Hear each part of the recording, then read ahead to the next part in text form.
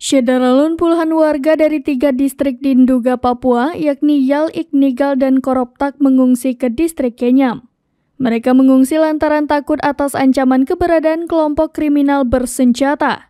Dan Satgas Yonif Rider 514 Kostrat Letkol Infanteri Rinto Wijaya mengatakan mobilisasi warga ini ditemukan saat melakukan patroli gabungan dengan aparat setempat.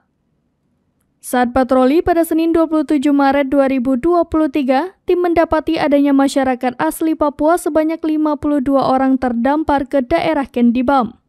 Tim gabungan kemudian melakukan pengecekan kesehatan dan memberikan makanan kepada para warga tersebut.